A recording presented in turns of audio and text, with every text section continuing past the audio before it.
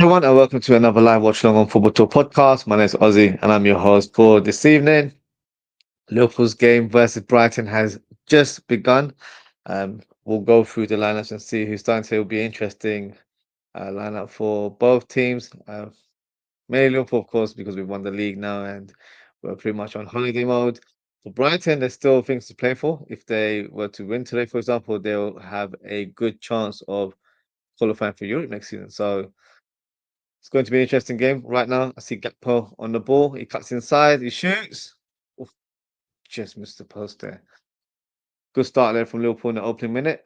So what we'll do now, we'll quickly go through the lineup and see who's playing today. So for the home team, which is of course Brighton, you've got Verbruggen in goal. Then you've got Weaver playing as a right back, slightly unorthodox for him, but due to the injuries, he's had to be a makeshift right back for today. You've got Van Heck, Webster, and Estupinen for your left back position there. You've got Baliba, who I'm sure will be keeping our eyes on today as he's been strongly linked with a move to the club.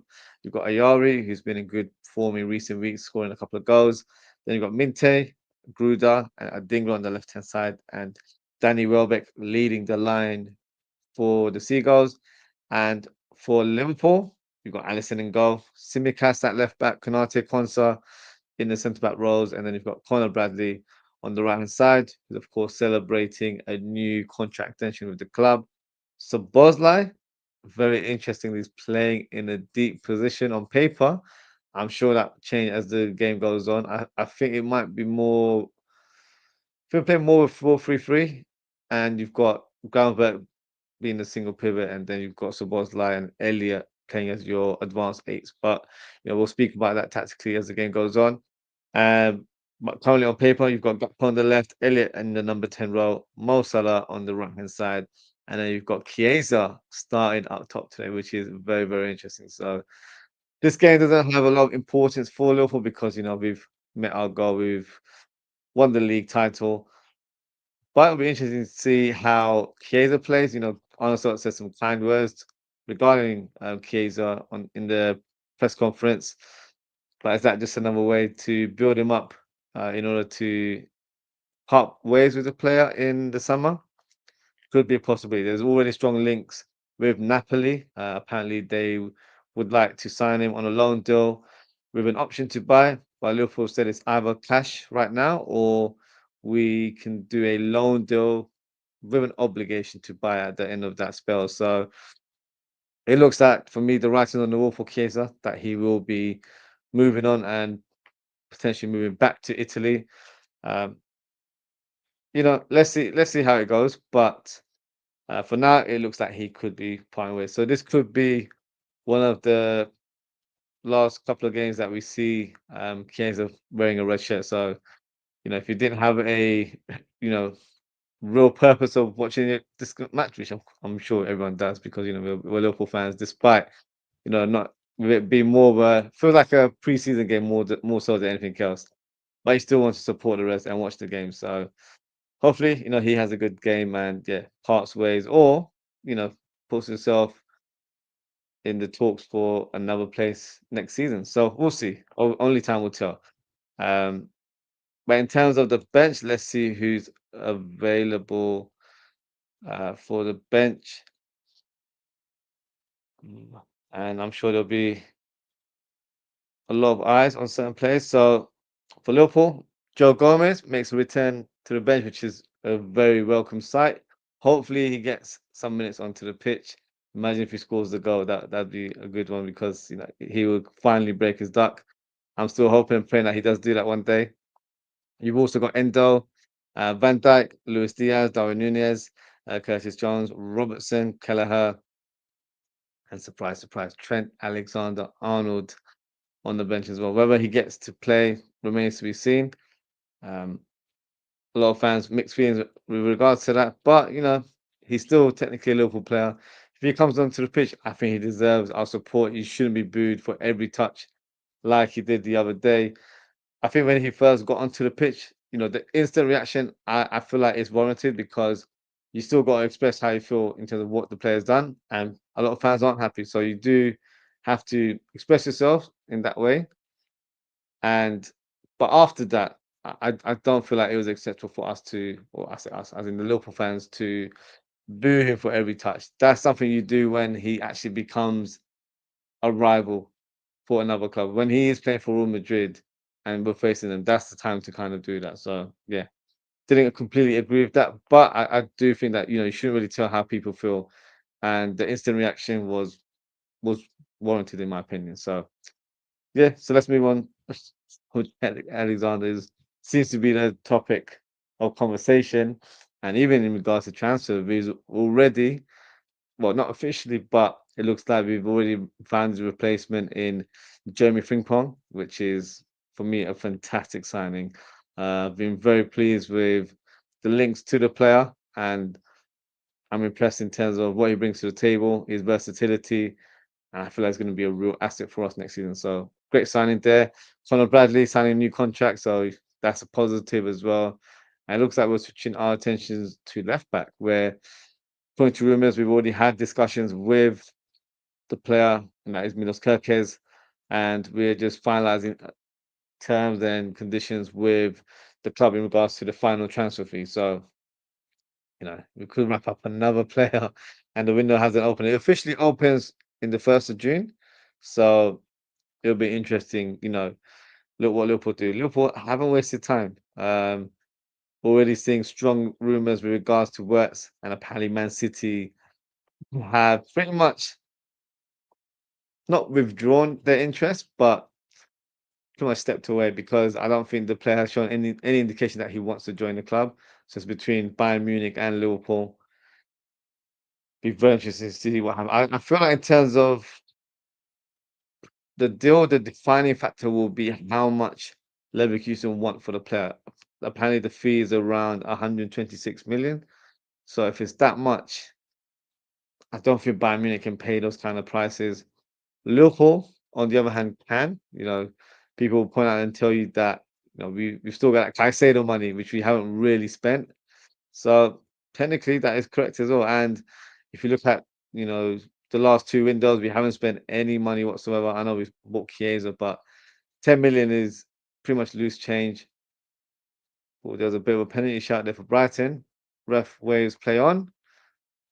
Salah has the ball on the right hand side. He cuts in. Can he shoot? Yes, he can. Oh, straight out of a Bruggen there. So that was Gruda. Let's see if that was a foul.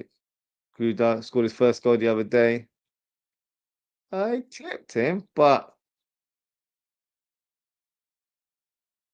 soft. He did catch him, but I don't know if that was a genuine sort of foul because he touched him and then he fell to ground. So it was more, more so of him trying to con the referee. I don't feel like that was a genuine foul. So correct decision there to not award Brighton with a penalty kick there. Just gonna go through the comment. Big up to Abdul. He said, "Hi, I was in chat. How are you? Like, comment, share, subscribe. Blessings and greetings. Walk along. Big up yourself, Abdul. I hope you're doing well. Thank you for your comment there. Appreciate your support." But yeah, back to West. It's going to be interesting because I think out of the three teams, oh, hold on. Conor Bradley, great player there from our right back. Conor Bradley, great run and produced a great pass. And for Harvey Elliott, pretty much a tap in there. Good move there from the right hand side. Great ball from Szoboszlai to switch the play. Now, people are going to say that might be Szoboszlai's new position there. I don't think so, in my opinion. That's a fantastic ball. Salah, first time pass. Conor Bradley so smart in that run. Read that play very well. Wasn't in a great position to shoot from there, so he thought, you know what, let me take an extra touch, get past the defender, cut back a pass, and hopefully I'll find a teammate. And he did that exactly. Found Harvey Elliott. He was brave because he had Van Heck diving in with a reckless challenge there. Tried to make the block, but Harvey Elliott did enough to dink it over the defender. And that's 1-0 to the Reds there. Fantastic play from our right back, and that is Conor Bradley. And Harvey Elliott gets another goal to hit for his tally there. So good start from the Reds.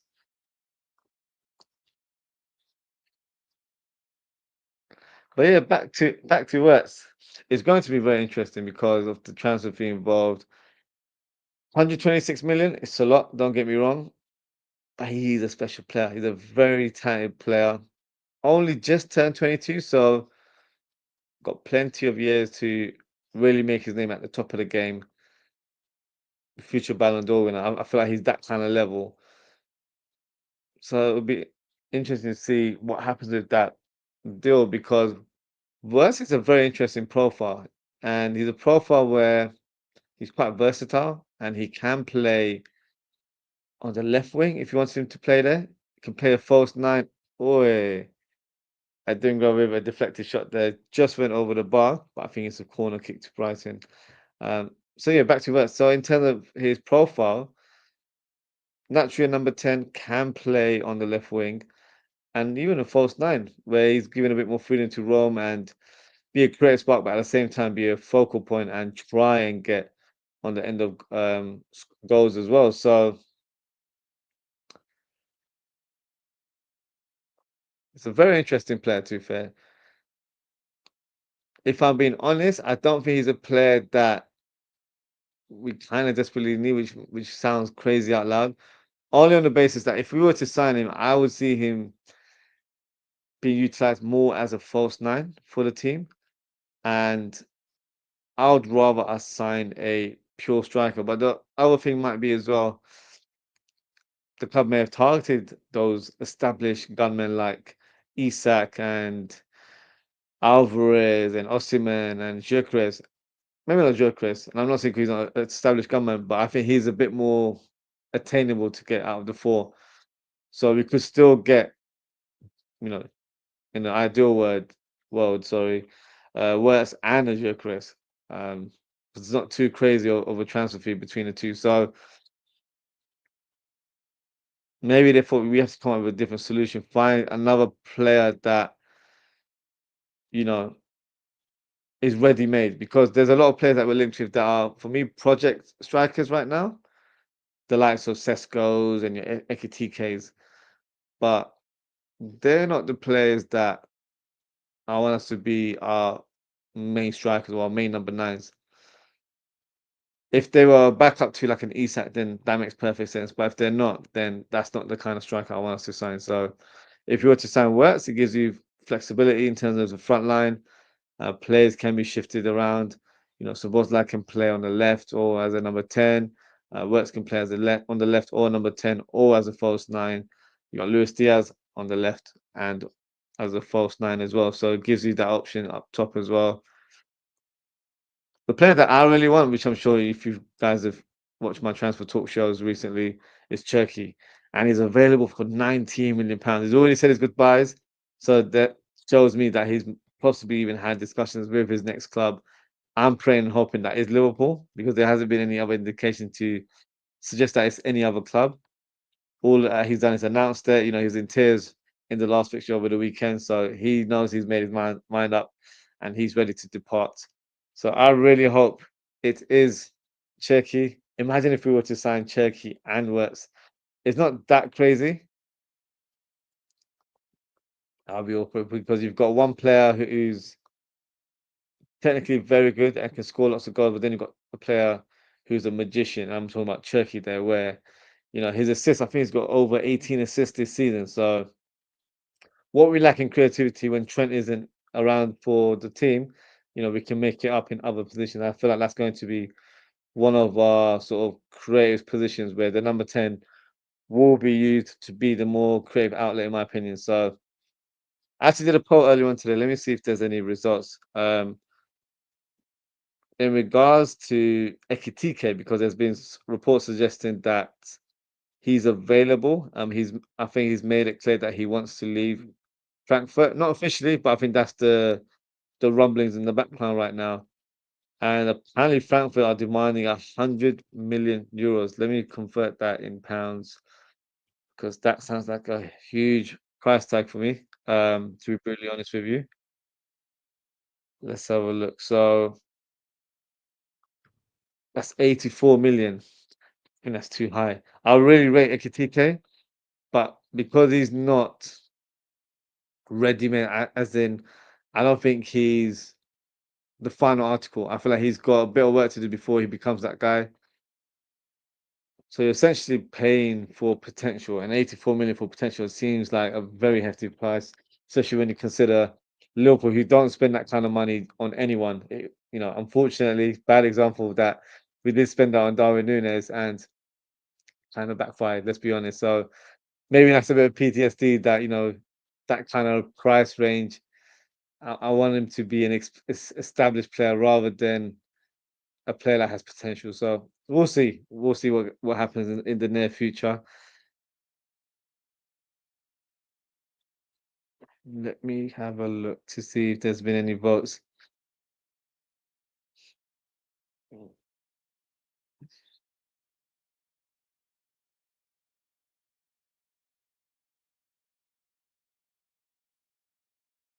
So it's only been a few votes. I only did it about an hour ago. But I asked the question. Let me show you guys on the screen. So I asked the question, um, which option would you take? Would you take Ekitike and Turkey? Because I think roughly the price range would be if Ekitike is 84 million plus 19 million. Let me do quick math. So that's 103 million there. So spending just over 100 million on two players, or would you spend 120 odd million for Wirtz? So right now, the fan base, there's only 5 people voted. So let's see how it goes later on tonight. Now, I might present in the next show as well. 60% to Wirtz and 40% for Turkey there and Ikitika. So let's see what happens there. Um, as you can tell, we are watching the game in the background, but today we're probably going to dwell more on transfer talk just because there seems to be a lot going on from Liverpool's point of view. So there's a lot more to discuss. Um, let's have a look. So we've got a couple of comments here. Abdul says Cherky and Isak. Yeah, that'd be the perfect duo. Um, the Isak one I think does depend on where Newcastle finished. Their fate hasn't been sealed as of yet due to them losing yesterday to Arsenal. So if they were to not qualify for the Champions League, you know, some fans will say, well, even if they do qualify, Liverpool should still have enough pull or enough muscle power to try and get the player away from Tyneside. But the thing is, when you've had a great season, winning your first trophy for the club, and you pretty much, let's say, on if this was to be a reality, that they qualify for the Champions League, that he's got everything that he needs, isn't it? So one of his requirements was to challenge for silverware. He got that with Newcastle and to play for Champions League, play in the Champions League, and that will happen next season if Newcastle, of course, qualify. So if they weren't able to qualify, it might give us a bit of a bargaining tip to try and get the player, but that would be the dream signing, in my opinion. Alvarez is another one that I really, really like, but I don't see him moving anytime soon. I think he scored a free kick the other day that was, yeah, exquisitely produced there. So, yeah, those are the two guys that I would love for us to go to. And it's one of those ones where I'm not even going to be greedy. Give me one of the two. I won't even mind who it is. So, but let's see what happens. Um, Just got a comment here from FlexTrav. Big up yourself. He says, yo, brother, I'm here from the AFTV and Saeed. Palestine video. Nice, bro. Junior's a monster. We support Palestine. Big up yourself. FlexTrav, appreciate you watching the video and appreciate your comment there. And thank you for subscribing to the channel as well. And Abdul's comment here is 3rd to 7 looks tasty. Last game of season. It does. I thought it was going to be, between 2 or 3 teams, but it's looking tasty due to the fact that Aston Villa have really stepped on it in the last few weeks, notching up consistent wins. And yeah, they're guys just going about their business, and it's going to be interesting to see how. And of course, you know, we've got Tottenham and United playing Europa League Cup final next week, and you've got Palace. Big up to Palace as well. I've got a soft spot for Palace because I'm from South London, so they're my local team, I guess. So for them to win the FA Cup, which is their first trophy ever, and also qualifying for the Europa League is a big, big deal. You've got, European football in South London. So yeah, it's a monumental moment for the club and also for the people that live in South London. So yeah, big up to Palace and all the fans affiliated. And Flextra says, yeah, bro, I'll be a regular here. Are you Muslim too? Yes, I am Muslim. So yeah, big up yourself for your comment. Yeah, please do tune into my shows. I'm a Liverpool supporter, but in terms of the content, I do cover the Premier League and open discussions, not always biased from one side. So yeah, you'll see that the more content you watch. So yeah, big up yourself for subscribing and big up yourself for commenting as well. Right now I can see Brighton on the ball. Liverpool have definitely taken a step back after that goal, which is probably the right call. No need to go in full flow right now. Just maintain ball possession, take it to half time, and then if you've got to, bring some players on as well, we can do that as well today. So let's see. In terms of the bench, who do we have? We had. I would love to see Joe Gomez play, but I'd say probably bring him on for the last 5 minutes so he doesn't, injure himself or anything like that. Endo has to come on. His future is still a bit uncertain. I would love for him to stay. I feel like he'll bring that stability. I think he's a player that's professional. He's got a great attitude on and off the pitch. And with those type of players, you're not going to hold on. Federico Chiesa's got the ball. Can he shoot? He gives it to Bradley. Bradley shoots. Hey, he missed. I'm not gonna lie, that's a poor miss from Conor Bradley. I think Chiesa should have shot there. To be fair, cut himself. Good positioning. Could pass there. No, he should have done better there. Technique was all wrong. He tried to slice the ball. Yeah, wrong type of call. He tried to go with a sort of outswinger, needed to do it more inside with the side of his foot, and it would have curled this way, and that would have gone into the bottom corner. Wrong technique, there, unfortunately, but yeah, should have done better there, in my opinion. But yeah, so it'll be good to see Joe Gomez come on today. Endo, yeah, for me, despite his future being a bit uncertain, I would love to see him stay at the club. And I think he'll understand his role. I don't think he'll demand for a starting spot or anything to that nature. But if we're trying to compete for all four competitions next season, it's very important for us to make sure that we have a strong squad and we're able to rotate. One of the things about Endo was that he wasn't Arne Slott's type of player, but I think in the course of the season, he's pretty much won him over. So he might not be a starter, but he's definitely a player that the player has some trust in to come onto the pitch for the last 20 games and close up shop. Whether that's something he can do in the long term, I'm not sure if he'll be pleased about that. But when your team's winning silverware, then it's a different prospect. So let's see. I would like to see him stay, but it will also depend if we are able to recruit another midfielder because I do have a feeling that Stefan Bajtic will return and I say he'll be a squad player for us next year. He'll get a chance in pre-season if he, does miserably bad and the club's like, you know what, he's not good enough, then that'll be the only way where we part ways with Bashir. I think he'll be given an opportunity to impress. And if he does a decent job, I think he'll be regarded as a squad player, which I'm not too mad at. Oh, lovely flick there from Chiesa. Gakpo clamped by two players there. Free kick to Liverpool around 25 yards on the left side of the box.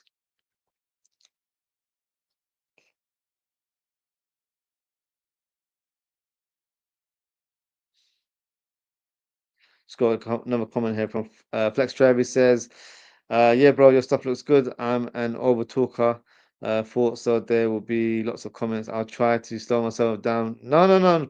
There's no need to slow down. There's only a few of us that's watching live right now. So feel free to ask me any questions. If you've got any comments, watching the Brighton Liverpool game now. So if you're watching it as well, feel free to drop a comment. Even if you have any random football questions, yeah, this is the time and place because as Liverpool fans, we're not feeling the pressure to completely, focus on the game. That's why I'm talking about transfers right now. So I'm just like rambling on about what I'm seeing today.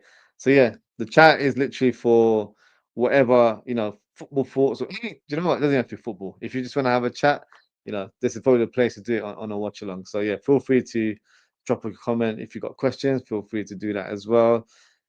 Yeah, and he's acknowledged that. He says thoughts on Cunha. I'm not gonna lie, I think it's a good signing for United. I don't know what the fee is. I think my guess would be it's around that 60 million mark range. It's an interesting signing, but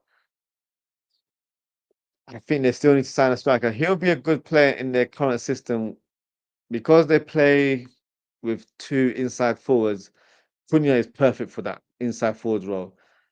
He can play on that left side, and then you've got uh, Bruno Fernandes on the right side, and you've got Mason Mount as cover. And then you've got your main striker because the strikers they have right now, the likes of Hoyland, who's not getting a good feedback or response from their own fan base. A lot of them want them sold, so um, I feel like it's a bit unlucky for the guy because he's a young striker. And I actually thought when they signed, what's the guy's name?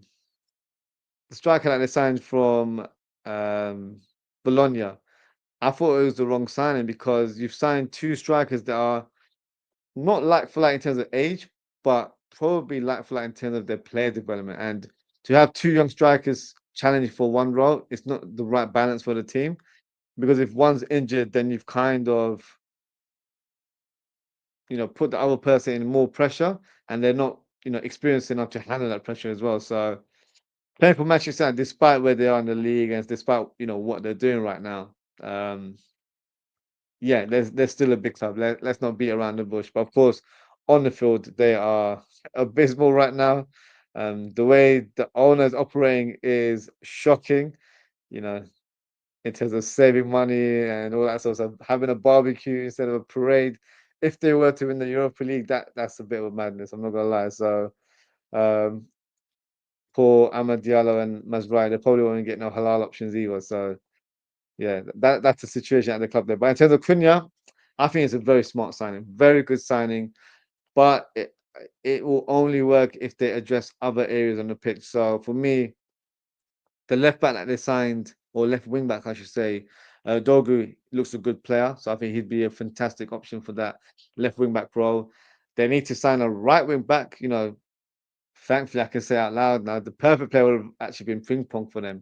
But thankfully for Liverpool, that's the player that we have. Um, they need a right wing back, in my opinion.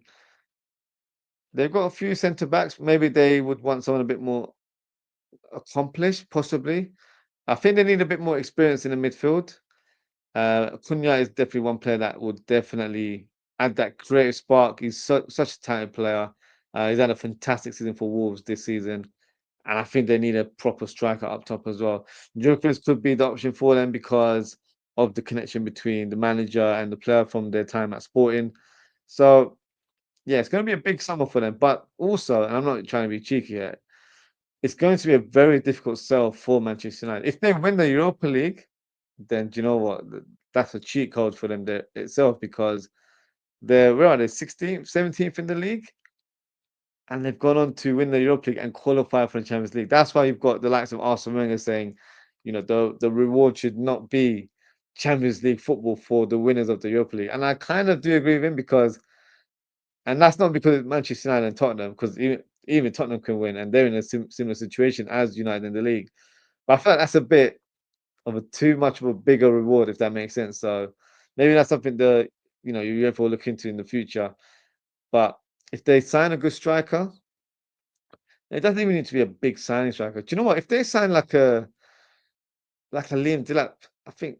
But then again, he's quite young as well, so I feel like they need a bit more experience. To be fair, but Gyökeres or Osimhen, I think would be the perfect player. Osimhen is a bit more attainable. So is Gyökeres. I think they're both available for around 60 million. Um, so those are probably the profiles I'll be looking at. Whether they are able to attract the players, with Champions League football, 100% they will. If they don't win the Europa League, then possibly not. So it's a big summer for them in order to try and have a big impact next season, despite having a season to forget. Personally, I don't feel like it's been spoken enough. How poor they've lost 17 times. Yeah, outrageous. Same amount of losses in terms of where they're positioned in the league, which is 17. So yeah, crazy, crazy tally there. And Flextra says, do you have any advice on how to have the confidence to go to the gym and not be embarrassed if I mess up. I'm 13, so I feel different. Well, you're still very young at 13.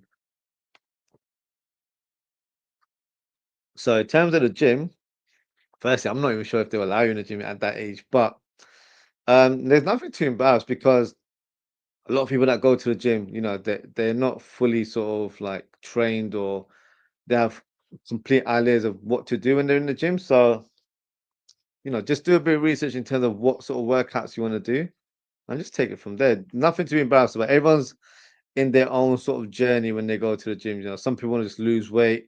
Some people just want to bulk up or they want to be a bit more shredded. Everyone's got their own sort of goal, and some people just want to do it for health benefits in terms of their mental health. And I think you know it takes a lot to go to the gym. I'll be honest, I don't go to gym that much. I used to a lot, but due to like lifestyle and stuff, it's something I'm trying to get on myself. So I feel like gym is such a good thing for your mental health. Um, so yeah, don't be worried about going into the gym and feeling embarrassed. There's nothing to feel embarrassed about. That is your zone. Like if you don't want to interact with people, just put some music on and then just be in your own zone. There's nothing to be embarrassed about. Oh bloody hell!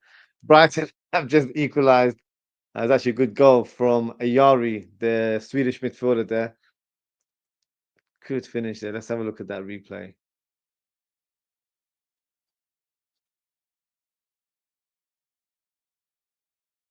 But yeah, I would say, there's nothing to be embarrassed about. Just, go there with your own sort of state of mind in terms of what you want to do.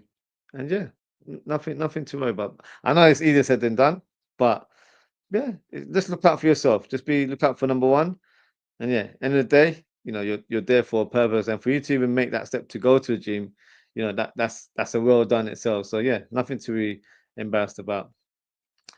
Second comes, yeah, I found a gym I can go to, and I'm old enough. I try to be faster and stronger for my football team and win my league. Yeah, just do it. Don't go too over crazy because you don't want it to be where you're doing crazy weights because it can sort of hamper your growth a little bit as well.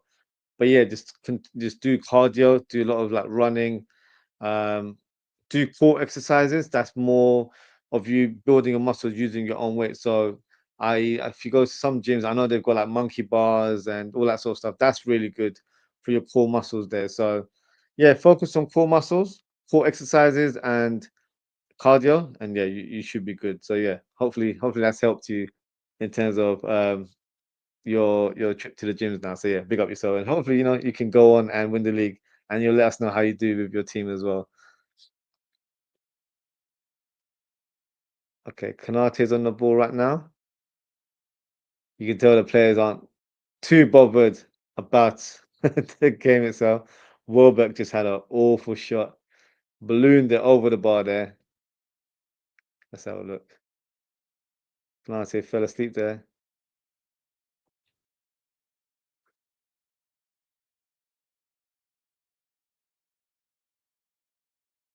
Got some comments here from Flex Travis says, thanks, bro. That helped. Inshallah, I win my league. Big up. So, inshallah, hopefully you do as well.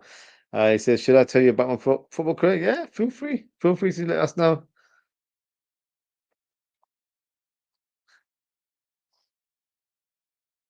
He is on the press right now.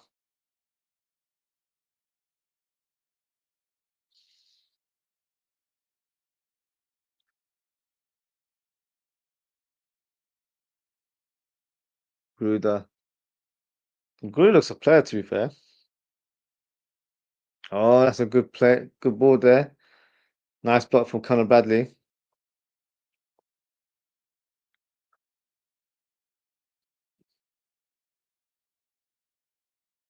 Dingra, good turn. That's a terrible shot. Stupin's done that twice. One shot earlier on, pretty much made a hash of that earlier on. And then this one, right foot shot, not a stronger foot. And they completely missed it there. So, yeah, slightly wasted opportunity there for Brighton. I think they should have done better in that move. They were literally building up some good play there. Gakpo on the half turn. Nice. Nice pass to Elliot. Elliot to Salah. Salah caught in two minds there. two players in his way, but he's thinking, should I go past them or should I think it towards Harvey Elliott? Fortunately, couldn't do either.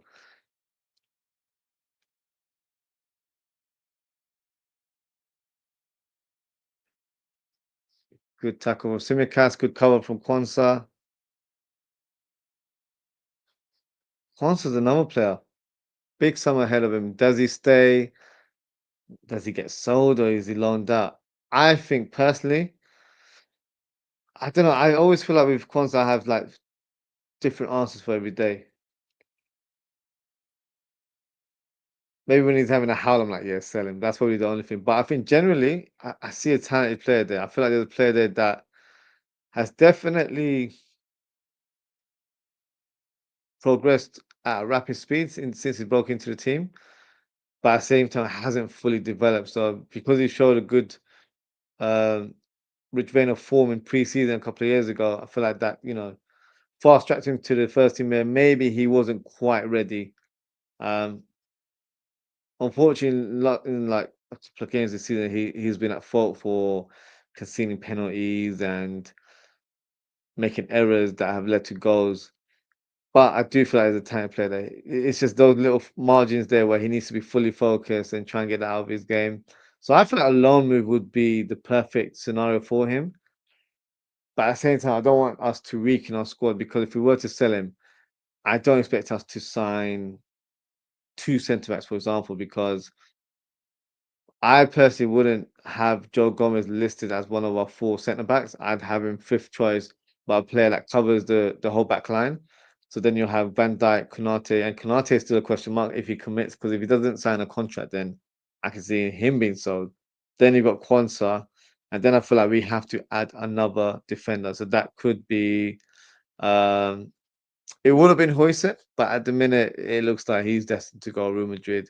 I think we'll go in for Hato, a player that I've really liked, but I've pretty much earmarked him as a left back for us. What I can see happening is that we sign him for centre back cover this season. He can play left back and centre back, and then eventually he will replace Robbo, who has one more year remaining his contract, and then it'll be Kirkis.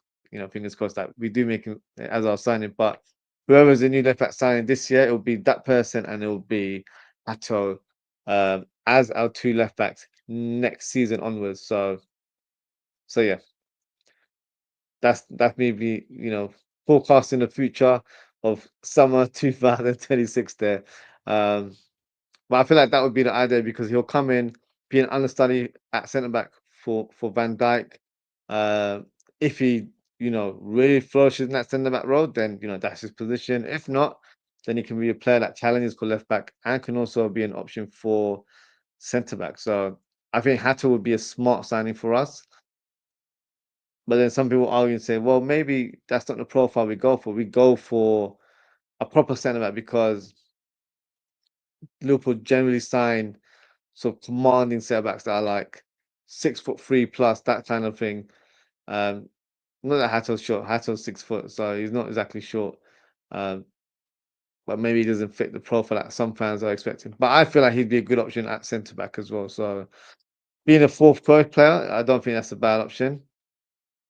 But we'll see. I think that's definitely a player that I would like um us to pursue. I think he's a very talented player. There's a lot of clubs after him as well, so gotta get in there before anyone else tries to nick him away from us. So Hatto's definitely a player that I would love Liverpool to sign this summer. Just going to go through some of the comments here. FlexShop says, I'm a right winger and I have about 60 goals in my 2 years career and 82 assists. I am top in my league by 1 point and first in assists and second in goals. So I might be player of the season. Well, big up to yourself. You sound like a mini Mo Salah there with all the goals and assists. But yeah, what I'll say to you at 13 years of age, just keep going. Enjoy playing football because that's the number one thing. You've got to enjoy what you're doing as well, right? So, you know, continue to play, continue to enjoy the game.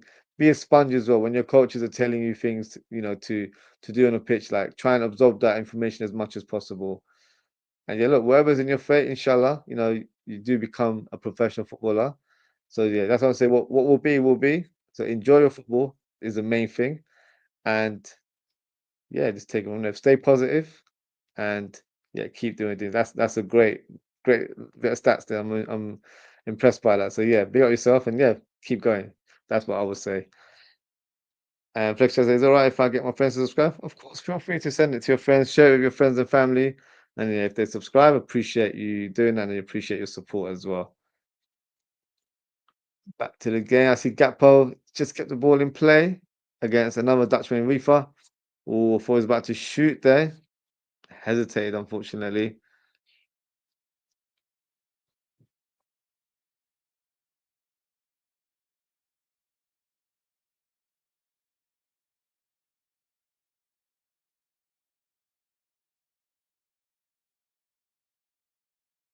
Just got another comment here from Flexion. Says, "Yeah, I get bullied bad though for being greedy, but I have most assists. But I will always be positive as I have Allah." Of course, of course. In terms of the bullying stuff, that's I think that's out of order personally. Um, but if you've got the talent to produce those assists, I don't see that being a problem because there's a lot of players that I've seen when I was growing up where they're very skillful on the ball and coaches would take that out of their game because they didn't want individuals. They wanted players to be system players. You got to listen to the coach. You got to be robust. You got to work a certain way, or you got to be robotic. You got to just do the basics and not do the fancy flicks and stuff. But the thing is, that's what differentiates players from being good or being elite in that regard. So I always feel like when you're playing for a team, um, it's important to just find the right passes. When you're playing and if you feel like you can go on and take on a man and try and score, then go for it. Because I used to be an attacking player, and I always feel like you got to go with your instinct. And there will be times where you are greedy because attacking players, you have to be greedy. If you're too hesitant, unfortunately, it can break the move as well. So in terms of Liverpool, I can give you an example. Like Szoboszlai is a player that has great attacking ability, but he hesitates a lot in that final third. So that's my frustration with him. So even at the professional level, players can overplay at times. Salah's on the ball. It's just shot got blocked by Stupin and for a corner kick for Liverpool.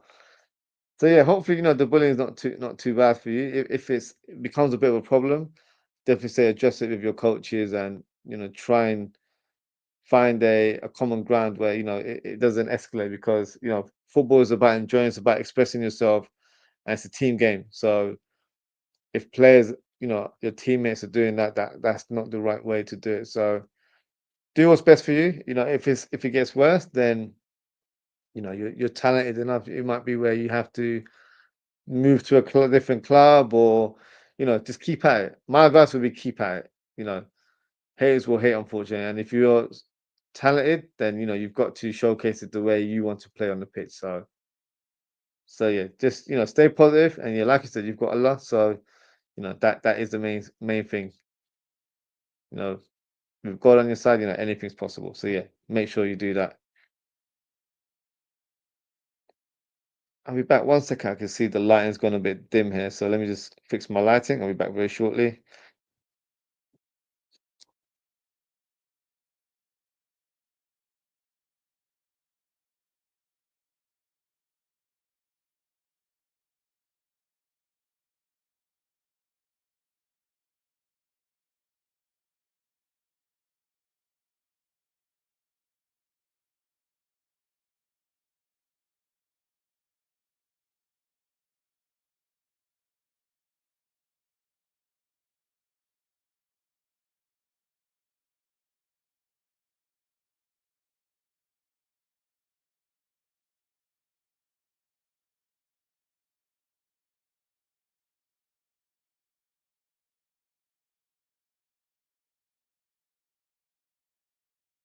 There you go. Hopefully you can see me a lot better. I feel like I was in a cave, for example, for example, without any lighting.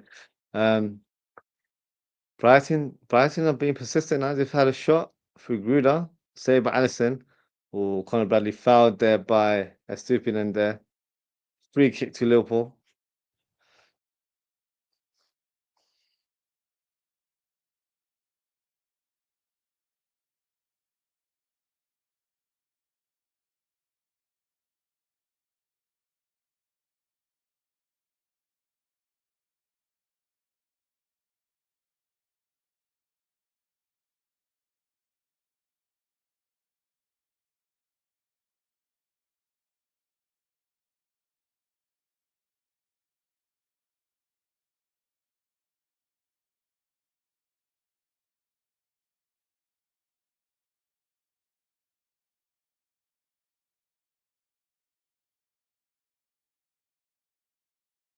Okay. 1 minute of stoppage time. Liverpool have a set piece.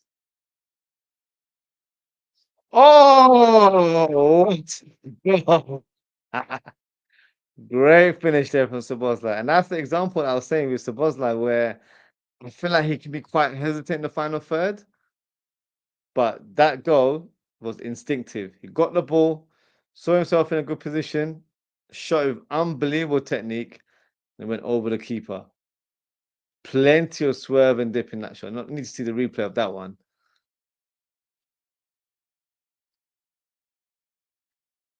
Oh, what a goal.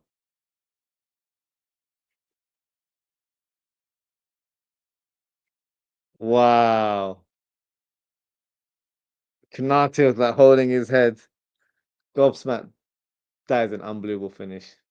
What a finish. And even Arnold reacted the same way as well. But this is what I've been saying all season about Szoboszlai. I know he has that in his locker. That's why you don't see me holding my head, because I've seen it before. He is capable of scoring goals like that. Just needs to be a bit more confident, a bit more brave in that final third. What a finish from the Hungarian. Maybe the Florian Wirtz rumors, got to him. He's like, you know what, I've got to showcase that. I can be that guy further up. So great timing in terms of scoring that goal just before halftime. Brighton 1, Liverpool 2. So we'll have a short little break and I'll return and then we'll continue watching the second half. And yeah, if you've got any comments, feel free to drop them in the chat. So I'll be with you guys very, very shortly.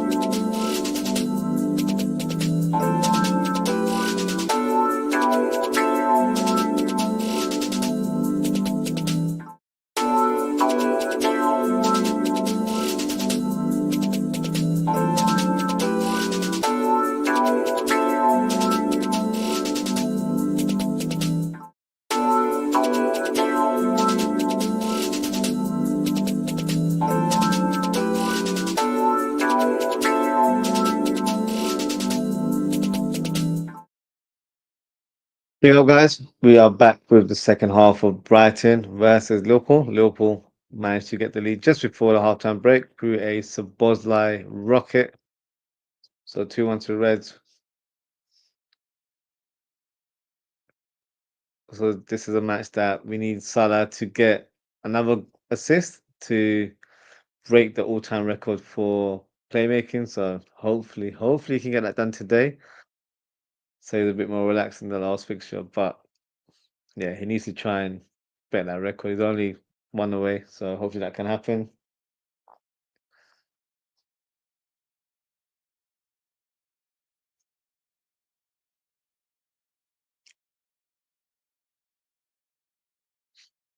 As I can see, no substitutions as of yet. Simicast on a tough challenge of Minte there. Minte holding his face. I'm not sure if he got whacked there, but let's see what the replay shows.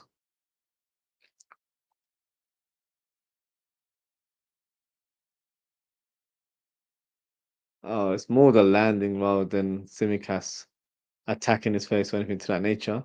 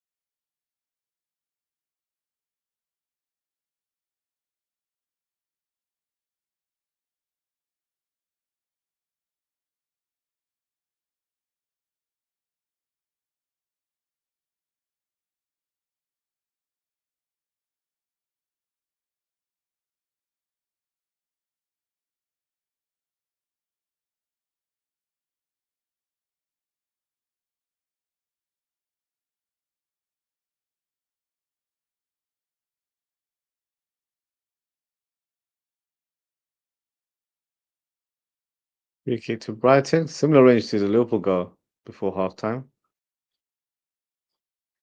Oh, who's that? Steven then trying a crazy bicycle kick there from on the edge of the box. And he's just got fouled there again. Free kick to Brighton. Flex Trace is back. Big up yourself, Flex Trace. Thanks for coming back.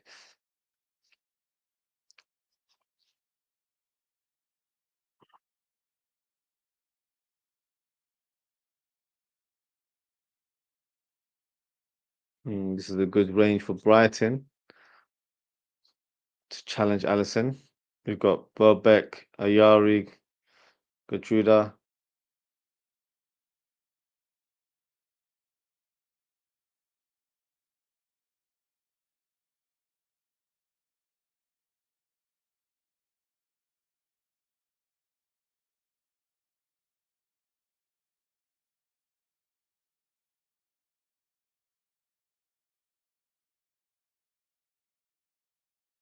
Harvey Elliott on the ground blocking any efforts that are low.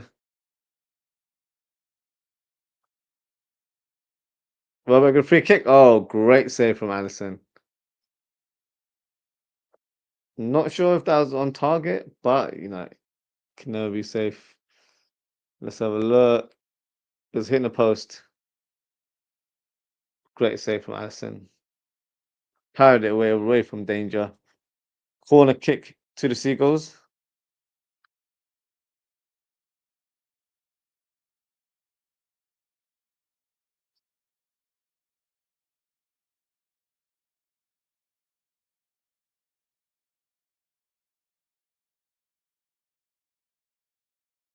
Liverpool, good shot there from Gruda.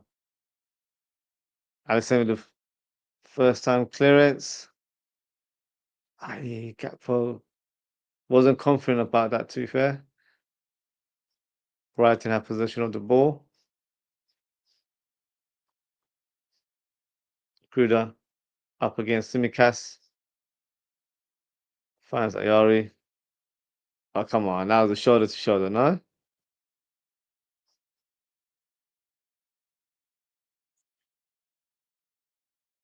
Okay, slight nudge. Slight nudge, but could have been waved away, to be fair. Same free kick, deja vu.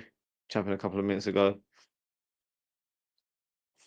But would the outcome be the different? Let's see what happens.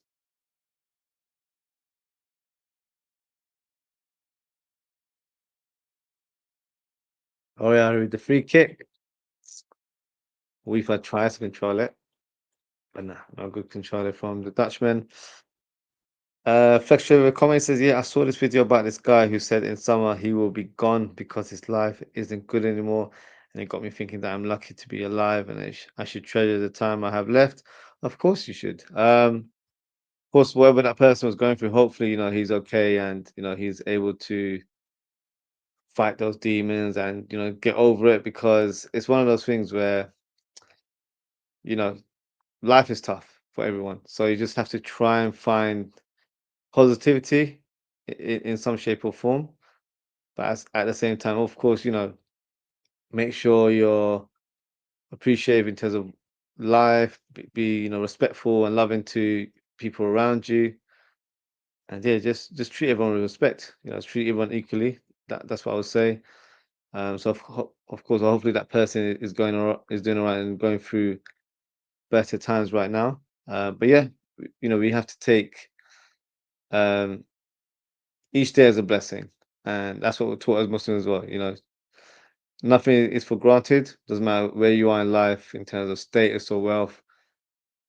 Be appreciative of what you have, and yeah, every day is a blessing. So I want people say live it to the fullest. Yeah, I get that, but in a good way, not in some crazy manner. Cancel the shot, but yeah, I do think it's very important to just be respectful to everyone. Everyone's got different points of views in life and stuff like that. It's important to get along with people. It's important to treat people with respect. Oh my God, Salah just missed an open goal. Great play from Gakpo on that left hand side. But yeah, I think it's very, very important to. I'm a strong believer of like if you give that good energy, it'll return the same way. So whatever you put out there, expect the same as well. So yeah, I'm a strong believer of that. Your second comment is, I really hope he's doing better. The comments were very respectful and kind, and he has it well. His parents doesn't even support him. Yeah, I hope he's doing well. Um, I think sometimes as well, it's good to talk as well. So if he's got close friends or whatnot, that's always good. And if you feel like you're going through a tough time, speak to the ones that you trust. Um, you mentioned in Muslim, even just referring to the Quran. If you read the Quran, it provides you with a lot of wise words and wisdom. So that can help you to be in a good mind frame because it all comes down to mentality in terms of how you're up there, how you perceive life. So it's yeah, the Quran will definitely help you in that. But if he's not Muslim, any if he's Christian or whatnot, um, referring to a holy book, should give him that sort of that guidance to be a better person and to love himself as well or herself. I'm not sure if it's a girl or boy. So yeah, that's very important as well. And Yeah, Allah's the most forgiving, 100%. So no, I definitely agree with that. Back to the game. That's a wayward cross there from Brighton. Goal kick. I think that's a goal kick. Yeah. So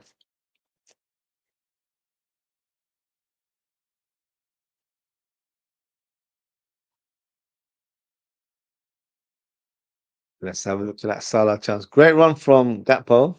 Shrugged off Weaver very well. The perfect pass, but I think it was stupid and might have tipped the back of his heel there, maybe distracted him or caught him slightly off balance, but no excuse. A player of Mohamed Salah's quality should be burying that all day long. Let's have a look at his goals tally.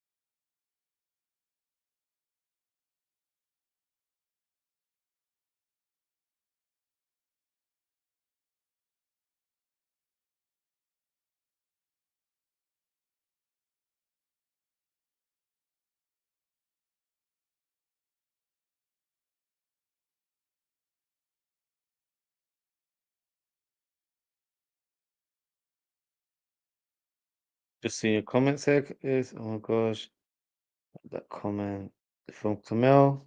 She was talking about. I'm not even sure what he's referencing to, but yeah.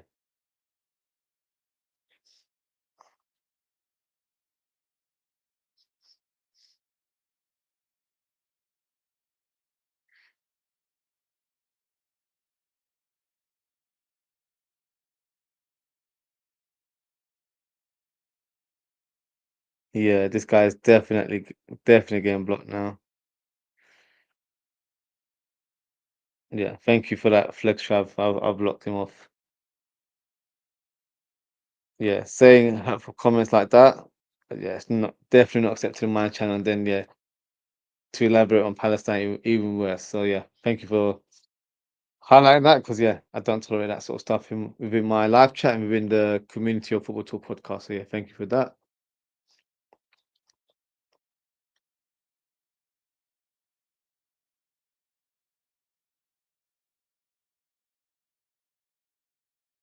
Oh, Brighton, great save from Allison there.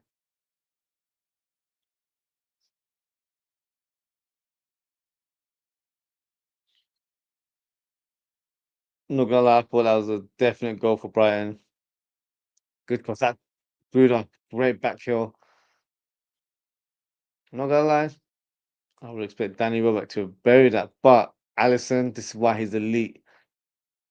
In those situations, he makes himself big and makes sure that he covers as much of the goal to try and um distract the opponent there. So very, very good in terms of his one-on-one goalkeeping skills there.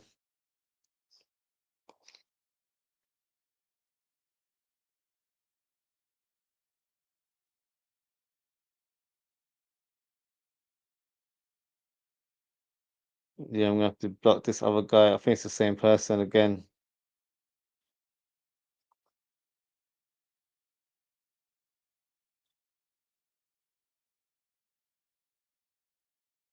Yeah, don't reflex. I've removed him now. He's not shouldn't be on the chat. No worries, mate. Looks like Diaz and Nunez are set to make an appearance. Will be interesting.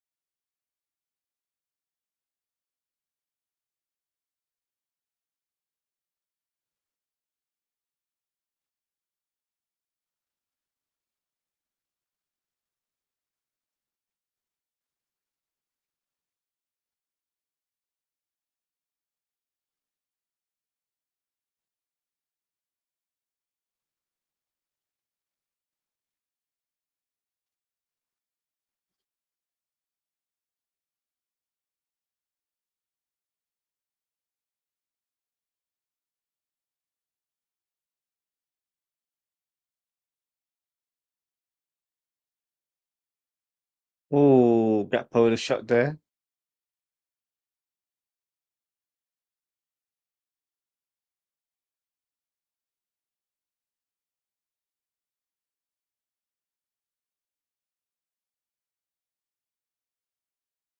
So it's Curtis Jones, Nunes, and Diaz that are going to make an appearance.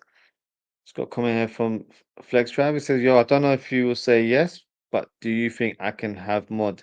I'm not sure if I can even do that, so I'll have to do a bit of research. If I can even add mods, only because in terms of my subscriber count, I don't have like a lot. So um, if it's possible, then yeah, what I'll do, I'll make a note of your name, and if I am able to add mods, then yeah, you'll be you'll be first on my list. So yeah, if I am able to do it, I'll definitely add you on. But as of now, I'm not too sure if I have the ability to do that under sort of guidelines of YouTube. But yeah, if I do, I'll definitely give you a shout.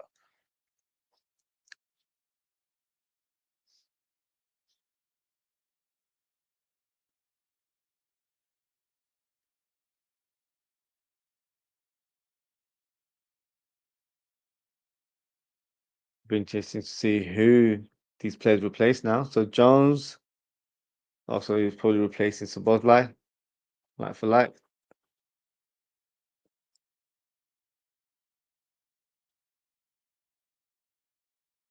But fair play to the boys today. Considering I think the manager was in Ibiza. I don't think the players were. I think they were in Dubai, right? So considering the players and the coaches were enjoying their life in abroad. Hold on. Jones with the shot, blocked in the end. Javier, straight up a Bruggen. Yeah, considering they haven't been training heavy this week, they've actually not been too bad today. I thought Brighton would have been a bit more aggressive in the way they're playing.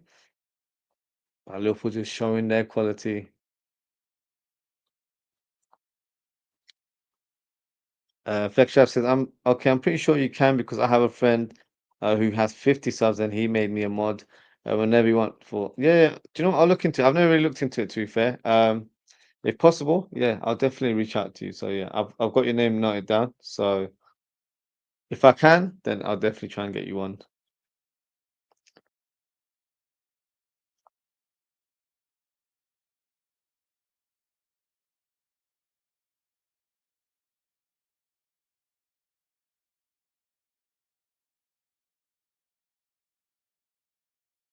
So with the ball clearance, was it just Jones that came on? No, Darwin's there as well. So who did Darwin replace? Diaz replaced Gakpo, it looks like. And Darwin looks like replaced Chiesa. Chiesa was quiet today, to be fair. He wasn't really involved. And for me, as much as I rate Chiesa, feel like his time's up. just not suited in terms of how we play, I think, as a team, and I think also the intensity of the league. I just think doesn't match his sort of his skill set. And unfortunately, the injuries that he's picked up over the last few years may have, slowed him down a little bit.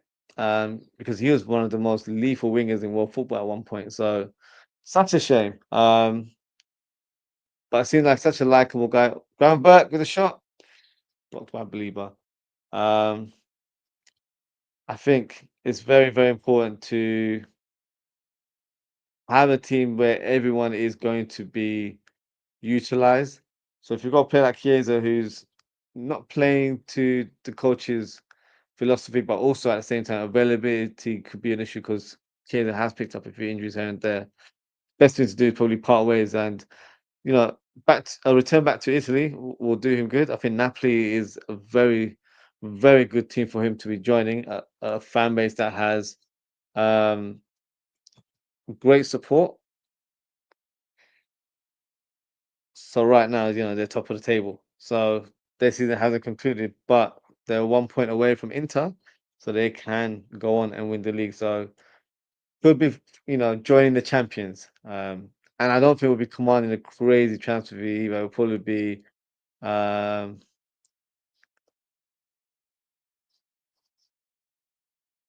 Salah on the ball right now.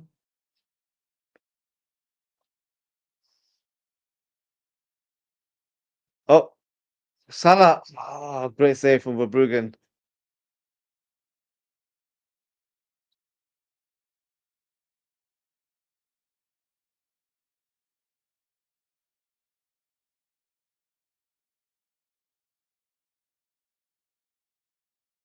Okay. Flex, I've blocked that guy talking reckless. So apologies for seeing stupid comments like that. Hope you're good. Um, Graham says, I would have loved Chiesa to score. Yeah, I think so. Part of me feels like that could be his last appearance. Of course, we're playing Palace this week, but I think Liverpool will go strong to kind of end the season in the most positive light, and then of course we'll continue on with the celebration. So yeah, should be a monumental evening for us Liverpool fans. But yeah, unfortunately, it'll also be a game where we'll say goodbye to a few players. Some players, holding festivals at Access Centre, which yeah, crazy. Make it what you will, but that definitely caught me off guard when I saw the pictures online. But yeah, that's Trent for you. Um, Abdul saying, would you take Angelo Stiller for 44 million? 100%. We are linked with Adam Wharton, who I really like. I think he's a really good player. I just don't feel like he's a player that will be as easy to attain as some may think because Palace have just won the FA Cup. They're qualifying for Europa League.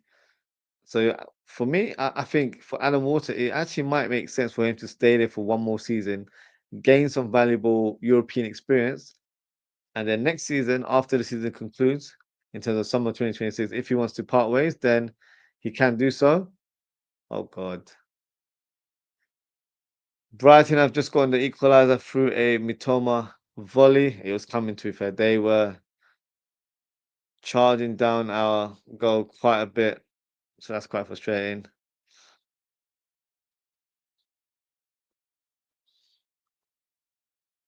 So sorry, back to the Stiller comment. So I think if we were to sign Adam Wharton, he'd cost quite a bit. I'm talking the range of 60, 70, 80 million, that kind of range, because he's a player that has great ability, great potential, and I think his ceiling's really high. I think he's got a lot of room to grow and become a really top player for years to come. So a player I really like, but I don't think it'll be easy to attain. And Stiller is probably not too far off in terms of um, what he brings to the table. I won't say they're like for like, but they're both left-footed, good sort of deep playmakers. I think Stiller would be a smart signing if I'm being honest. So if that is the fee that he's available for, we gotta go for it. And you know that 34, 35 mark is our sweet spot when it comes to signing. So I think that would be the smart one, smart addition. And Ben Stiller could be a player that we sign in the future. But Liverpool, Liverpool bias aside, if I was Wharton, I think I'd stay at Palace for another year. I think for his development, it just makes perfect sense to do that. He's probably comfortable at the club.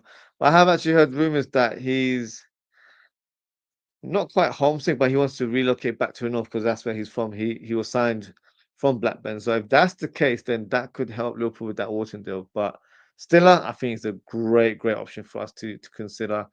Um, Flex says, thanks again, bro. I feel bad for you. And he wrote something that wasn't good, but sadly true. Listen, um, whatever that person's doing, it's not right to expose someone's personal business. So firstly, no need to apologize. And yeah, just ignore that nonsense. So yeah, don't worry about that at all. Um, I've just said, which centre back would you like to buy? Hoyson would have been. Is it so? I keep saying Hoyson. That's not even how to pronounce his name. Because I watched the interview the other day. It's Howson. So Howson would have been the guy that I would have gone for. But it looks like he's destined for Real Madrid. And I always knew if they come knocking, then that's the club he would join. And yeah, understandably, because just recently became a Spanish international, and his debut was against the Netherlands, ironically. And yeah, it makes sense for him to join Real Madrid because if he's there and he's a Spanish international, he's going to be a mainstay in both teams for years and years. So for his career, that makes the perfect sense for him to go there. And plus, you don't want to sign a player knowing that he could part ways and go to a Real Madrid. So maybe it's the best case scenario in that situation. But which centre back I would go for? I think in reality, we'll go for Hato. I think signing a defender that can play centre back and left back appeals to Onslaught. The dream signing for me would be Bastoni, but I don't think that's realistic, especially if we're selling Chiesa as his best mate. You know what? This question you probably have to ask me once we get a bit of clarity about Konate, because if Konate leaves, then I feel like the profile of defender changes as well. I would say Hato is the one that I'd go for, but I know because he can play two positions, and we don't really need a player that will straight away start alongside Van Dijk. So it's very important to sign a player that's pretty much earmarked for the future. Um,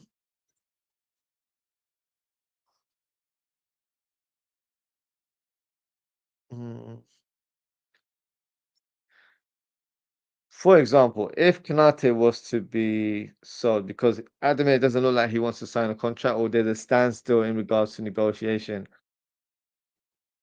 I think we need to find a like for like replacement for him plus another centre back, only because of Joe Gomez's injuries issues. If he wasn't, injured so often, I would still regard him as one of our centre back options. But because he picks up quite a few injuries, he can't be relied upon as a direct backup. For me, he would be a good squad player to have to cover the whole back line. Um, like for Konate, if Konate was to go, I've gone for Diomande. That's the one that I've said shares a similar profile to Konate. Uh, Schlotterbeck would have been one to add to the squad, but I think he's picked up an injury, so he might not be fit enough to join a new club. I'd go for Hatter to sign a young player who can play two positions. Dutch connection, I think he'll work. Bastoni would be the dream signing for me, though. But yeah, we'll see. Abdul's asked, which number nine would I like? I'm split between Isak and Alvarez, to be fair. I see the pros in both strikers being signed. For me, I'd go for Isak. I think Isak just edges it for me, only because I don't want the team to have too many single players. I think Alvarez would be amazing signing for us. but I kind of want a fox in the box. I want a tall striker that's physical, that will be a menace to the opposition in terms of their presence and, is able to adapt to those physical battles. I feel like that's sometimes we lack as a team. We lack players that are physical in certain aerial situations or even in set pieces. So for me, I'd go for Isak. But Alvarez is not too far off. But Isak is my number one choice for that role. Number 10, Wirtz or Eze or Wirtz or Gibbs White or Cherky. Oh, that's a good few names there. Hold on a second. Salah's through on goal. Blocked by Van Heck. This is a tough one.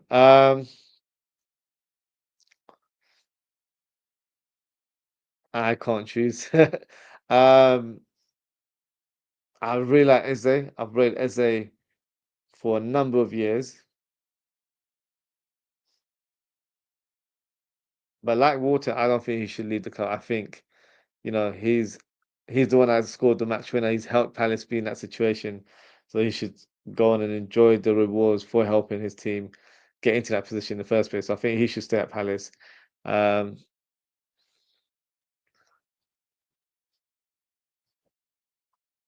Gibbs White is good, but not for me. I think he's probably destined for City anyway. It's between Wirtz and Cherky.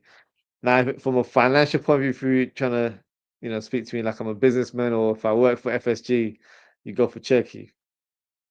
Wirtz, I think he's a better player now. I'll go either. But if I had to really choose,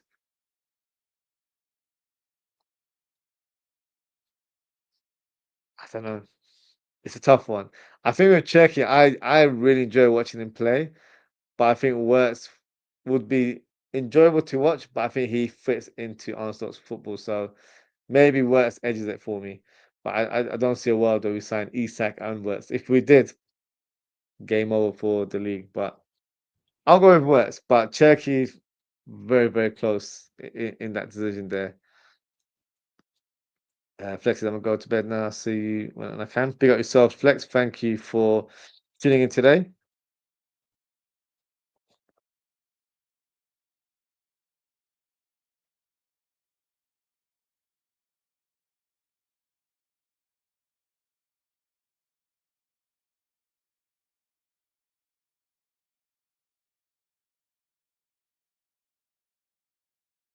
Goal kick for Brighton.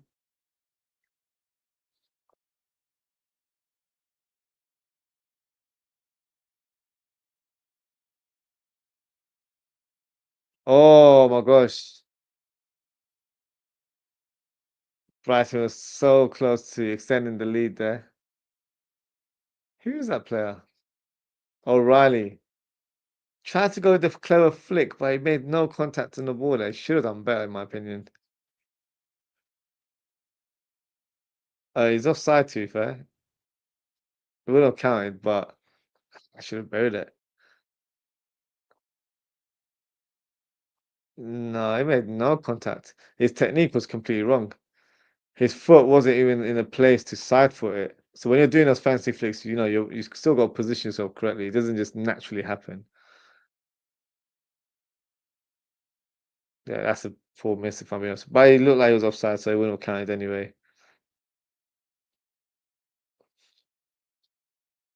Allison, oh, risky pass there. Groundback does well to pass the ball back to Kwanzaa. Yeah, it's been very jammy right now with his passing. Got three past the Brighton players. Elliot driving the ball. Finds Endo. Endo the low cross got deflected. Ruingen safely grabs the ball.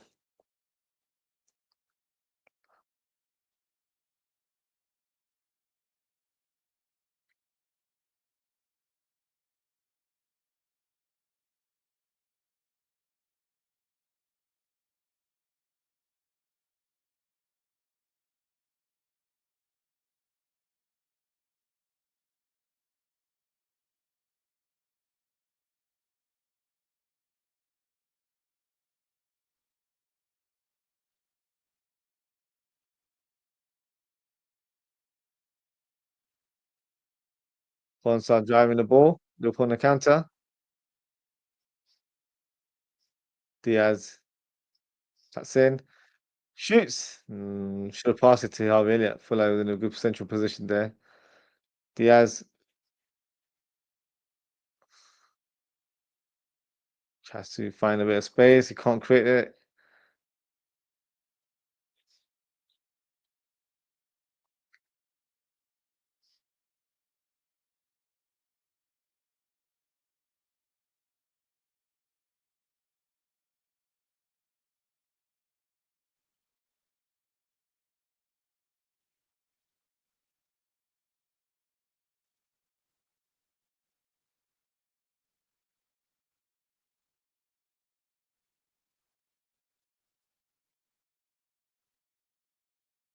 Diaz control shot. Oh,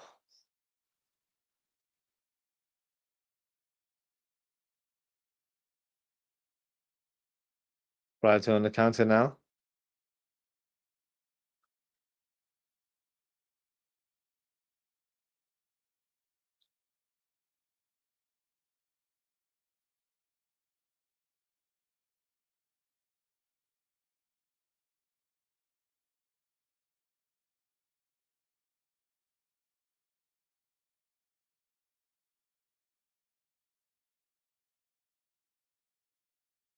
Minte.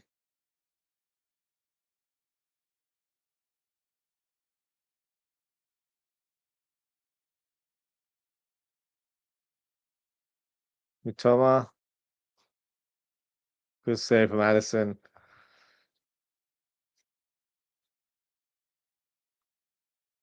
Salah with the ball. Lift it towards Jones. Good control from Jones. Does really well to hold off the ball there. Drives with it. Can he find Salah? No, he goes for Diaz instead. Diaz cuts in. Can he shoot? Too much from Diaz. Diaz being slightly greedy today. Been a bit on the selfish side, Diaz. Should release that ball a lot longer. Salah. Oh, Harvey Elliott return and shot. Way too much power there. I'm not sure if it was onside or not, but wayward sort of attempt there on goal.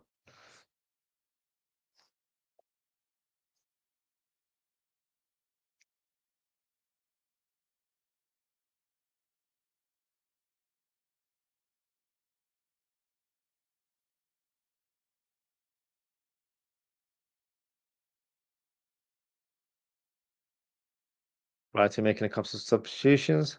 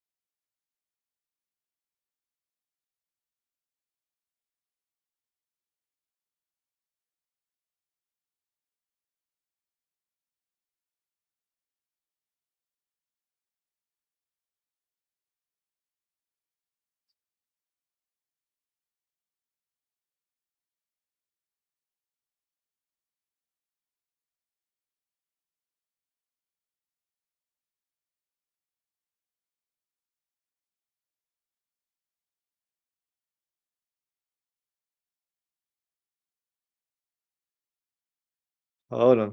What's going on? Sheesh. Brighton, I thought, got the winning goal there. But it's been ruled out. Let's have a look.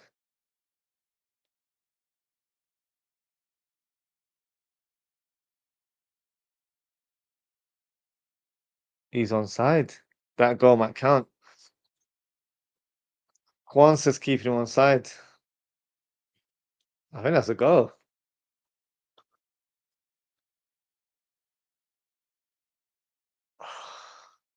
He's very, very close. I think that could be a goal.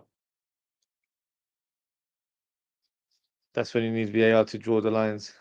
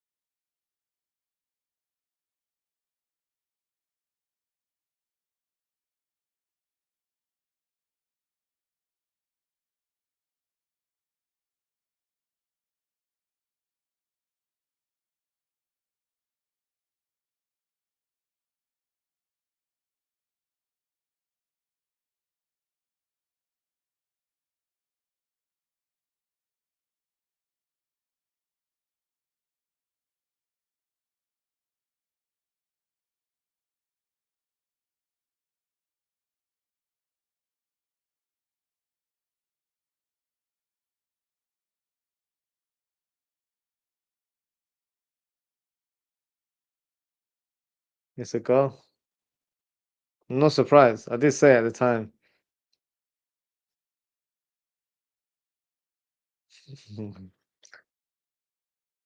And this is the issue, Konsa. These are sort of the margins of him, being a top defender because whenever he plays, the goals that we concede, unfortunately, is because of him. And that's not me saying, he's a poor player or anything to that nature, but that's why there's question marks about him playing at the highest level in terms of for Liverpool. Positionally, he can be a bit off in terms of, from that defensive line to stay, along with his other players, but also in one-on-one duels and positioning in sort of set pieces. He's, yeah, not quite there. So, look, I'm not going to blame him for this goal, but he's the player that's kept him on side. So, Hinchwood's come on and made an instant impact and may have secured a huge win for Brighton.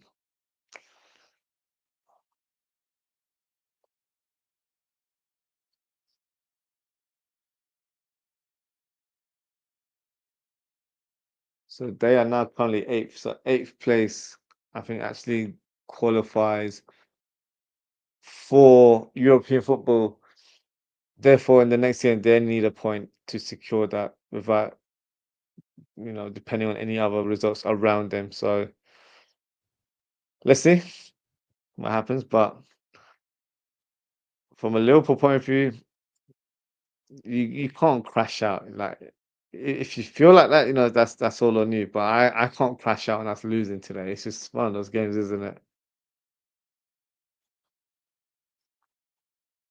And you have to give credit to opposition. Brighton have been more aggressive in the second half. Something I would have expected them to do in the first half, but you know, the light bulb switched on for them in the second half, and they've been much better.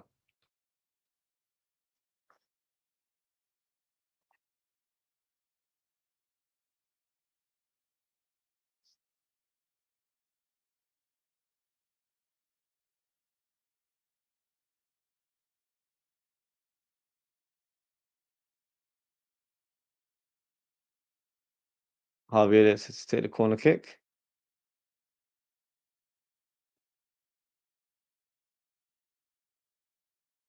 Quansah with the header. Nunes trying to take a shot, but maybe should have laid it off to Salah. It was closer to him and in a better position for a left-footed player to shoot. Brighton on the counter through Mitoma. You know what's funny with Mitoma? I feel like he lights up against Liverpool. When I see him in the course of the season, he's at bang average, but against the top team, especially Liverpool, he just turns up. So he's definitely trying to audition himself and try and get a big move because doesn't play like this consistently for Brighton. If he did, he'd probably be at a big club as well.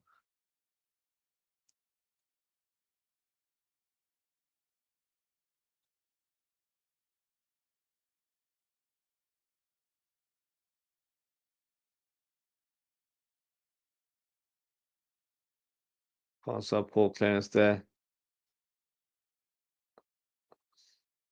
Good strength from Endo. Clears the ball away. How long do we got? Just to touch the 90th minute. What's the stoppage time? 8 minutes of stoppage time.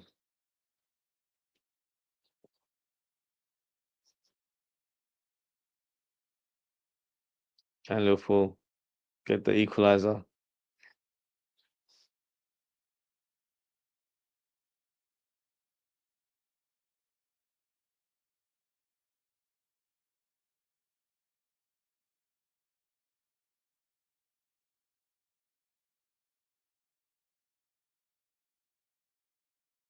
Excuse me.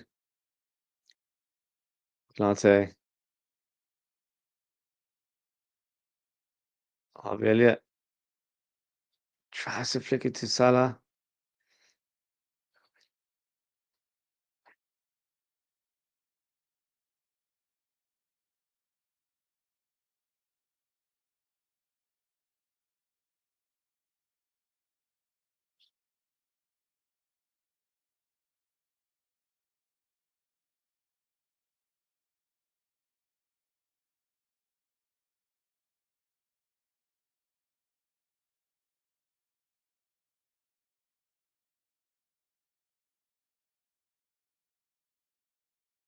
Latte on the ball.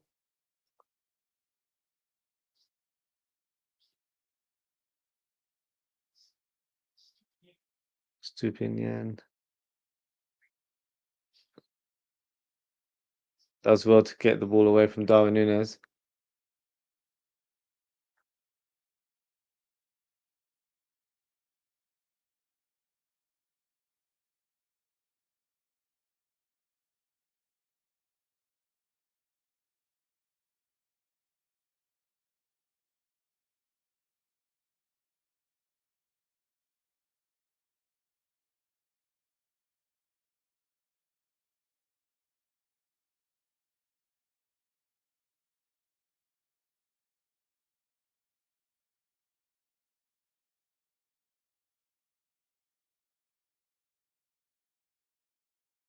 Jones to Diaz. Diaz driving the ball. Tries to find Elliott.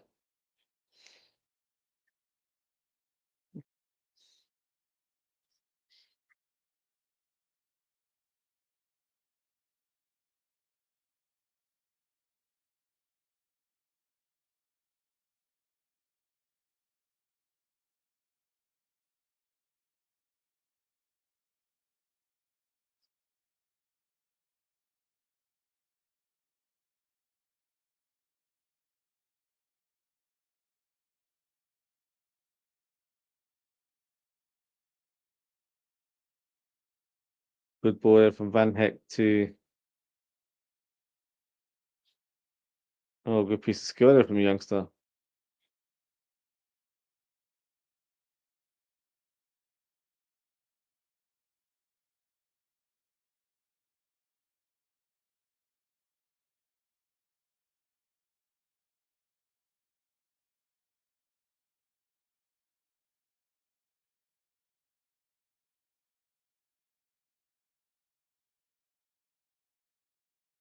Oh, decent effort from Matoma. Just goes high and wide. Got about 5 more minutes left.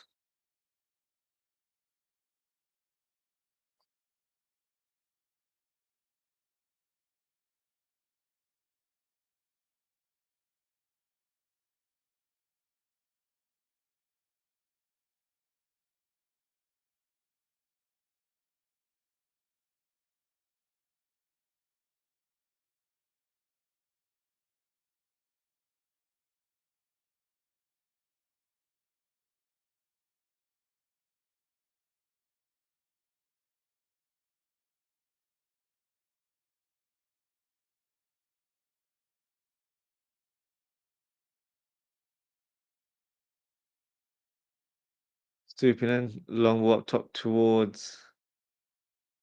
I think that's Hinshelwood. I think, yeah, Hinshelwood. Liverpool running out of time.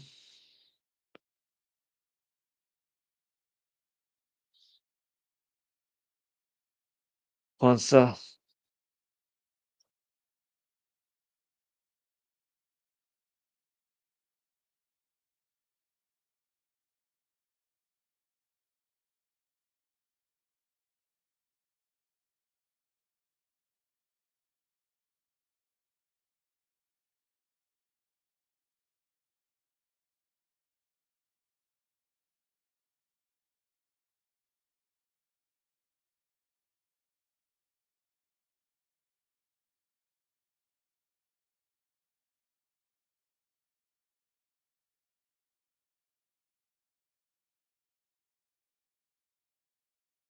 Groundwork on the ball.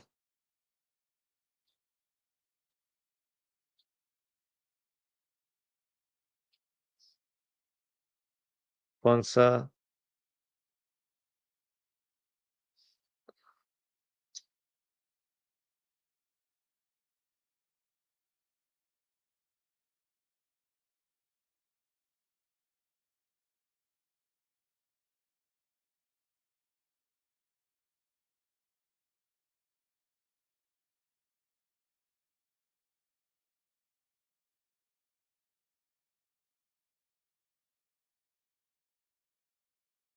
Mm.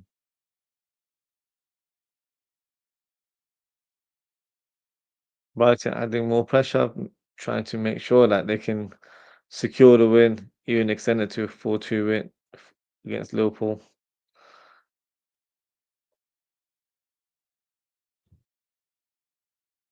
Simicast long up top towards Diaz, headed away by Weaver.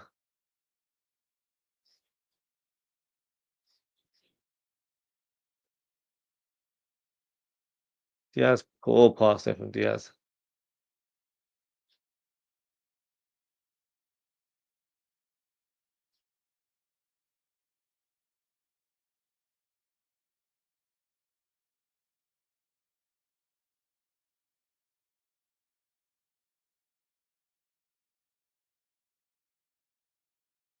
One minute left.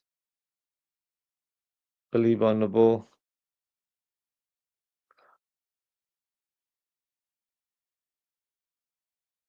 Oh, that's doing with a wild shot.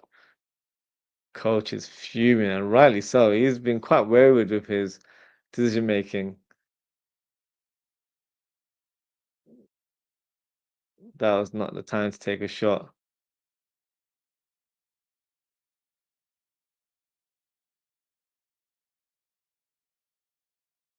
Coach was well annoyed with him.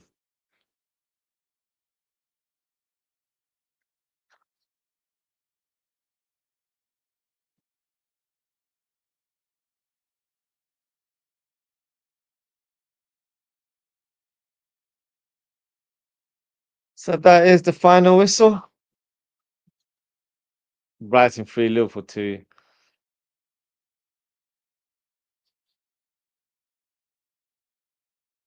Brighton coaching the players, jubilant after that win. And you know what? Rightly so. Fair play to them. They managed to get a very important win that could really help their campaign. They're in eighth place now. They could secure European football for next season. So this could be a monumental moment for this campaign for Brighton. So well done to Brighton and getting a win. In terms of Liverpool, of course, I just feel like we're on holiday mode right now. Not making excuses, but you know, you can just tell the way we were playing. I think in the second half, looked like we took our foot off the gas a little bit, but Brighton were more aggressive and probably deserved to get something out of the game. So well done to Brighton on that. Just gonna go through some comments before we close the show. From Abdul, Brighton 3, Liverpool 2. LFC necessitates immediate improvement, error reduction, and thorough analysis of our shortcomings. Some players will leave and some players will come into the squad. Yeah, we got to focus on next season now. That is definitely clear. That is what we've got to do next season. Uh, big up to Jessica. And Abdul's rating is 7 for Allison.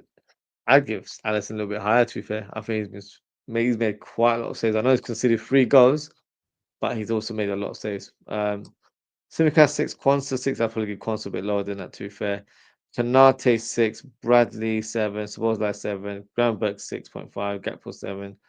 Elliot 7.5. I don't think Elliot was that good, personally, but that's fair. Salah 6, Chiesa 6, and then DS 6.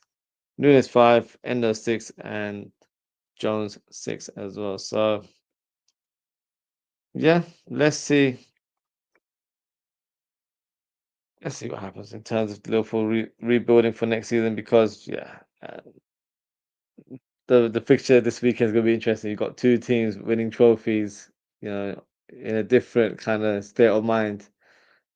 probably won't be really up for either. So it'll be interesting, the Liverpool Palace game on Sunday. Um, as I said, head coach and ownership have question marks on Kelleher, Gomez, Simicast, Quansah, Konate, Jones, Elliott, Endo, Nunes, Joseph Diaz, Yaros, Keza, Davis, Morton, Ramsey, Williams, Philip, and Bastic. Yeah, there are question marks, but not on all of them, to be fair. Kelleher will leave. Gomez, I think, will stay. Simicast will probably end up leaving in order to um, accommodate a new left back coming into the club. Quansah, I have a question mark. I think we'll possibly send him out on loan. I think that would be the wise thing to do. Konate, I'm hoping stays and signs a new contract. Um, Jones stays, of course. Elliott, I think he will part ways with the club. Endo, I'd like him to stay, but question marks on him as well. Jota, question marks on him. I think if we get a good offer for him, we will part ways with the player. Diaz, another player. If we get a good offer, we could sell him this summer. Uh, Yaros, I believe, is signing a new contract, so he'll remain as the third choice um, keeper for Liverpool. Davis, who's Davis? I'm assuming that's one of the youth players. I'm not too sure about Davis. Morton, he's definitely going. Williams, yeah, he's definitely gone. Uh, he doesn't really have a future at the club. Phillips, yeah, he's gone as well. Dog, I think we'll sell him. I think we'll get decent money for him as well. With Palace getting Europa League, that could be a club that I think he could join. They showed a lot of interest in this in the January window, so I won't be surprised if they return with another bid this summer. And Bastic, I think he will return to the club. I think he'll be a squad player for us next season. So yeah, question marks on a few of them, but we should have some sort of clarity going forward. Uh, Obviously, we now lost to Forest, Fulham, Chelsea, Brighton, PSV, PSG, Plymouth, and Spurs. Is unacceptable. We need to learn from these mistakes and errors. Yeah, but you do have to put context into those defeats. So the Forest one, I think it was a learning curve for Slot because he didn't rotate the squad after the players had just returned from international duty, and that backfired and tactically weren't set up very well. Fulham game, yeah, I feel like it's just one of those games where we just lost the eye on the ball a little bit. Chelsea, I wouldn't even count Chelsea. Chelsea was because we were celebrating. So and Brighton today, same thing. PSV, same situation. We qualified for the next round of the Champions League, so we played a bit part, or should I say, a more rotated squad, and that's the reason why we lost to that. Paris Saint-Germain, that's the one where I'm like, you know what? That's the one we've got to pin and really ask ourselves questions. Why did we not perform in those two fixtures? Because we were lucky to get that win in the first leg due to Harvey Elliott's last minute goal, but they outplayed us in both games. So I think that one's going to be a learning curve for Slot as a coach. And I think it might even give him a bit of inspiration in terms of how he needs to change his team going forward. That's why we're probably linked with the likes of Wirtz, who, you know, won't be regarded as your orthodox striker or attacking player, but maybe we're going for a free flowing front three where they're not static. We don't just have like one target man and then the players play around him. We might want to interchange and confuse the opposition. So he may have taken notes from that. And also with our fullbacks, we've got Frimpong. Looks like we're going to secure Milos Kerkez as well. So with Kerkez and Frimpong, that's two flamboyant fullbacks, just like in PSG. They've got Hakimi and Nuno Mendes on the left hand side. So maybe that game was a bit of a blessing in disguise that it actually helps us shape in terms of how we're going to set up the team next summer. Um, and the Spurs game as well. Yeah, it's just I think that was the League Cup one, wasn't it? That those things happen. So I wouldn't quite say it's unacceptable. We are they are human. They are going to win and lose on occasions, but a lot of those games, you have to put context into it. But I don't think it was because we were terrible that day. Um, and the Plymouth one, yeah, that heavily rotated squad just happens. It just happens, isn't it? So Hopefully next season we're well equipped and we have a stronger squad to rotate and still be in good positions to win the games that we've just listed there. I'm just if we get right back, left back in, which I'm quite confident that we will too. I think ping pong is done pretty much. This needs to be made official. Left back, I would say that I can see that being announced end of the month. That we've secured his signature. And that when I say he, I'm referring to Milos Kerkez. We need a centre back, a CDM, a 10 and a 9. Yeah, I will agree with that. The 10 for me, it'd be amazing if it's Wirtz, but I think Cherky fits the bill a bit more in terms of Wirtz. Actually, I don't know. Cherky, I feel like Cherky would be great to have because he could be an understudy for Salah and still play at number 10 role. There is a world where we can have both players and Wirtz and Cherky, and I feel like it could work to our advantage. So let's see. It's going to be a huge summer for us. It's going to be exciting one, and I'm sure it's going to be one where we're going to have a lot of discussions, and expect me to do a lot more content in the off-season period. So yeah, that is it for today, guys. Thank you so much for tuning in. Thank you to let's start from the top. Thank you to Abdul. Thank you to Flex Trave. Thank you to Graham. Thank you to Jessica and Hazel, thank you for your comments. If you haven't already, please don't forget to like, comment, share, and subscribe to the channel. In terms of upcoming show, I will be doing one shortly. It'll be a quick match reaction show. I don't think we'll be talking too much. We might delve into transfer talk like we have done today, I guess. So that will take place at 11 p.m. And haven't confirmed in terms of my own schedule, but we will be doing a transfer talk show at some point, and then we'll be doing a match preview of Liverpool versus Crystal Palace on Thursday. So hit that notification bell so you know what time we go live.